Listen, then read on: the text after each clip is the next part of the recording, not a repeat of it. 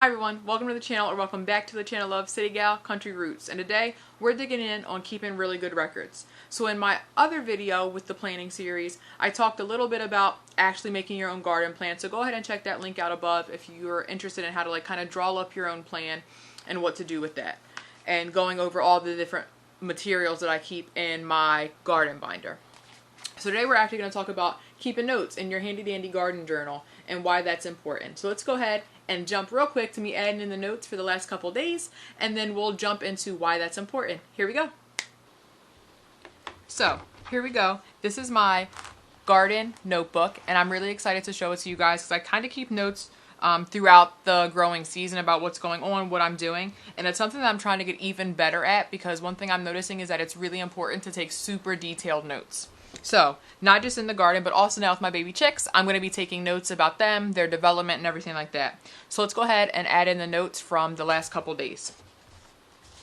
So I already have in here the kind of like little welcome back message to myself, since it's been a long time since I've been doing this. I also wrote in the other day all the plants that I was going to direct sow, like my bush beans, my carrots, my dill. If you're interested in seeing that video, go ahead and click the link above, and it's literally me planting everything from bush beans to carrots to turnips, and how I plant them, space them, all of those kinds of things. So go ahead and check that out if you'd like.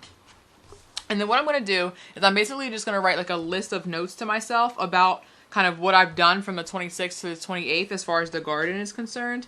So I removed the black or clear plastic the other day. I also tilled the soil, removed weeds. I added 3 bags of the black cow manure. Then I direct sowed the list above. If I didn't already write down everything that I was putting in the ground that day, then I would have written it all down here, but I already have that list as well as the spacing. I also didn't water because I knew that we were supposed to be getting a lot of rain in the next day or two after I planted. So normally you would go ahead and water them in, but I didn't do that since I knew it was going to be raining. So it actually rained a little on that Friday, the next Friday on 3/27, and then here on Saturday we are getting a ton of rain on 3/28. So I just took those notes just about the garden. Now I'm going to switch colors because I'm just a visual person, and then I'm going to put in some chicken notes. So I set up the brooder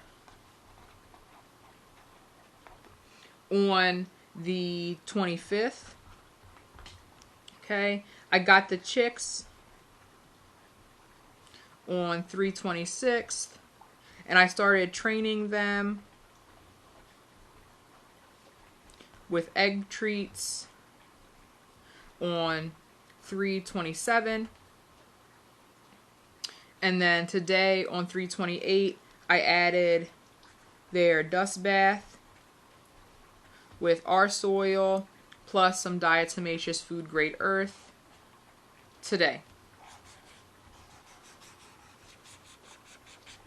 So I'll always kind of take a note on this is generally my garden stuff, but periodically I'm going to have some chicken information too. Once I get going, I'm probably going to have a separate notebook for garden and for the chickens, but I still have a lot of paper left, and so I don't really want to waste it. So that's kind of me taking some notes about what's going on in the garden as well as with the chicks. So let's talk about why it's important to do all this. Alright guys, so you just saw me take some notes in the garden journal over the last couple days. So let's talk about why that's important.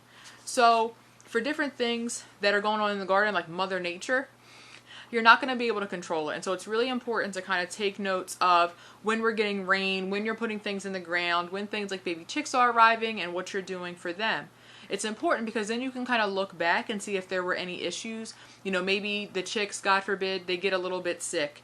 Or maybe something happens in the garden and nothing comes up for a long while past when they're supposed to. You can look and say, okay, what was our rain like? What were the temperatures like? All of those kinds of things.